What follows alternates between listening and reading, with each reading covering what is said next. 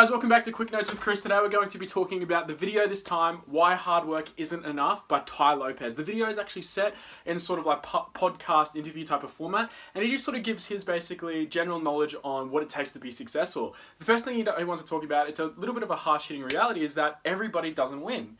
Winners are a certain trait, winners are basically a type of personality, and unfortunately we live in a society where everybody likes to believe that they are basically winners. It talks about how narcissism and narcissistic society basically enables a lot of people to think that they're worthy of a lot more than what actually they put out. He talks about how there's a definition behind winners. Just like how not everybody is blonde, not everybody is a winner. There's a certain amount of traits. He ends up breaking it down with a lot of sort of psychology and logical reasoning behind why it is that he came to this conclusion. And he talks a little bit about personality tests. And basically, a lot of the personality tests out there, they're not exactly accurate anymore, especially anything to do with the ENTJ or the Myers-Briggs test. What he really talks about is how they can actually break down a lot of the success principles towards 4 different personality traits, or basically character descriptions. The first one being organization, perfectionism, diligence, and prudence.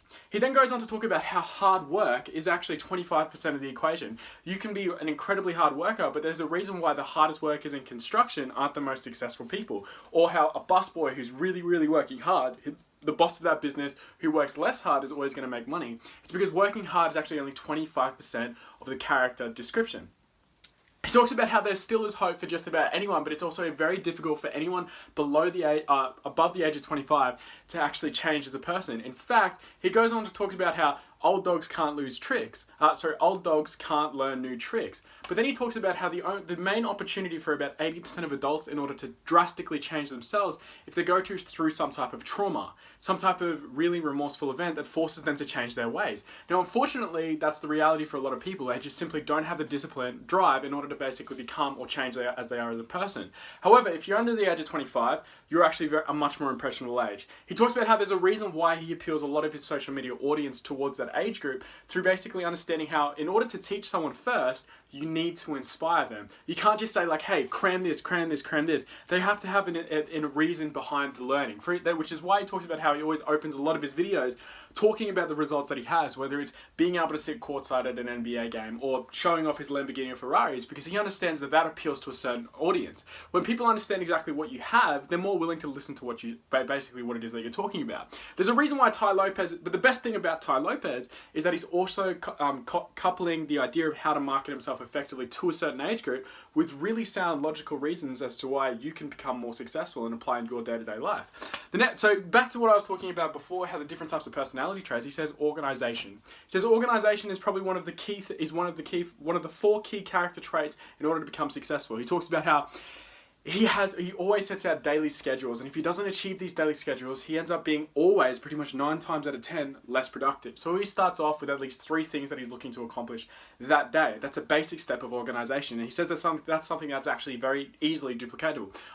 Me personally, that's something that I definitely have to abide by. If I write my own schedule out, I'm more likely to achieve furthermore in that day versus the times where I don't. How many times do you have a weekend where you work 5 days in a row and you end up just relaxing, and because you don't schedule anything in, you end up getting nothing done?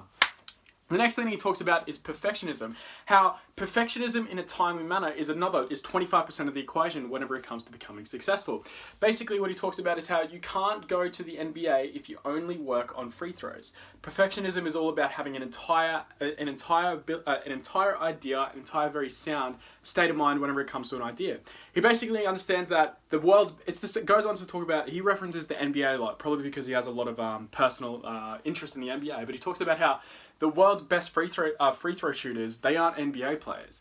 The NBA players are just incredibly good at them. The world's best free throw shooters are actually really old, retired guys who shoot like a granny shot.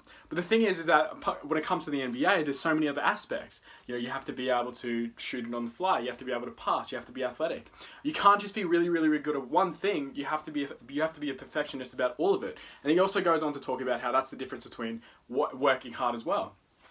The next thing he talks about is that Perfectionism without the sacrifice of time. Okay, perfectionism without the sacrifice of time. Everybody will eventually perfect something if they put enough hours into it. However, you have to do it within a timely manner.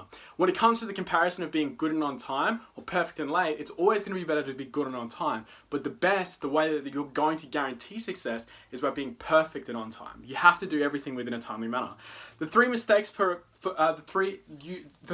the equation is that you have 3 mistakes per 1 million transactions. 3 mistakes per 1 million transactions will guarantee a level of success. He then talks about prudence. Now, prudence is something that's basically, it's the ability to make the right decisions. Now, this is probably one of the hardest success traits because it comes from your upbringing. He utilizes a concept called your compass. So your financial compass. So he says that schools, educations, your upbringing and stuff like that all tells you to point in a certain direction towards becoming successful. Now, although it's not necessarily right, it's definitely never the fastest path. See, if the goal towards becoming successful is to go north, but your compass is pointing south, eventually you will get to the prize. However, you'll take the entire other direction and crossing the entire globe in order to come to it. He says that books, CDs, personal development, but most importantly, mentorship is the way to fast track correcting your compass. And basically, prudence is the ability to make the right step, the right direction towards the fastest path towards success. He says that statistically speaking, every single person will potentially become a millionaire by 160. So that if you do the math, the longest anyone should take is they'll become a millionaire by 160. The thing, and basically he talks about it's all about speeding up that process the best you can. And the way that you do it is through books, tapes, CDs, but most importantly, mentorship. He says that mentorship is the ability to basically fast track your learning through someone else's. He also goes on to reference so many different books in terms of like Charles Dawkins, I believe it is, where he talks about how the reasons why humans are such a valued organism is because we're an organism that's allowed to utilize the trial and failure of other organisms in order to understand.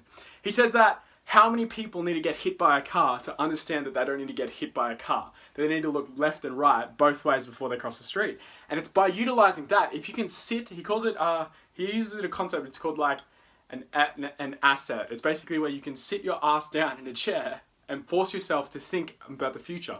We as humans have the ability to project, understand where potential outcomes can go. If you can utilize forward projection, then your chances of success, prudence, 25% of the equation again, increases. Basically, you can't have any one of the 4 or 3 of the 4. You have to have all 4 of them in order to guarantee success. Now, the next one is diligence. Diligence is hard work. So this is the work ethic. The ability to basically, I persist, I will until. If all of these basically come together, you'll end up becoming more and more successful. The chances of you becoming successful increase massively if you're able to master these 4 characteristics traits, especially the ones that you most struggle with. The likelihood is that you do have at least one of the 4, but it's about developing the other 3. Maximizing on your strengths and minimizing on your weaknesses is going to be able to get you towards becoming successful faster than ever. Now, to summarize, basically, everyone doesn't win. Success and winners, it's a personality trait as much as it is a characteristic trait. Certain people are winners, just like how not everybody is blonde. There is a difference, and there is something that you can assess that's common amongst all winners. Success is an algorithm between 4 different types of personalities: organization, perfectionism, diligence, and prudence. You need to be organized. You need to understand and basically master all aspects towards the thing that you're trying to accomplish. If you're running a business, you can't just be great at receptionist. You have to have a decent product. You have to be decent at marketing. There has to be a level of all-round perfectionism in order to guarantee your success. The third part is diligence. This is where hard work comes in. Maybe one of the most rarest out of the 4. However, it's not the most important. It's actually the sum of everything is equal to all of its parts. The fourth one that it talks about is prudence. And this might be one of the most difficult ones to develop because it's basically situated through your upbringing and basically the people who decide to point your compass in the direction that you're going to decide towards going to success. There's a reason why a lot of people are taught that they need to go to university or in order to work a job in order to become successful. And he talks about how that's all about pointing your compass. You will eventually become successful if you work a job long enough. He quotes 160 years. However, there's always going to be faster ways to do that. He says the hardest part in order to change that is by reading books, tapes, CDs, and mentorship. If you can find a mentorship, you have the ability to learn through someone else's trials and errors versus yourself, which can fast track everything a lot more quicker. Well, that's pretty much it for Quick Notes with Chris on Why Work Hard by Tai Lopez. I highly suggest you look at other videos that we have on the channel. And on top of that, definitely check out Tai Lopez. He's surprisingly up, you can actually visually see, especially if you've heard him before, over the past 4 years, how he's developed as a basically personal speaker and personal mentor from people from a distance. You can visibly see how the work that he's put in and the things that he talks about in the video, Why Work Hard, you can actually apply yourself. So I highly suggest you watch the video yourself. You'll be able to take certain things apart that I didn't see. But other than that, Quick Notes with Chris. But don't stop there. Let's put yourself into improvement for a better position for financial success. I'll see you guys in the next one.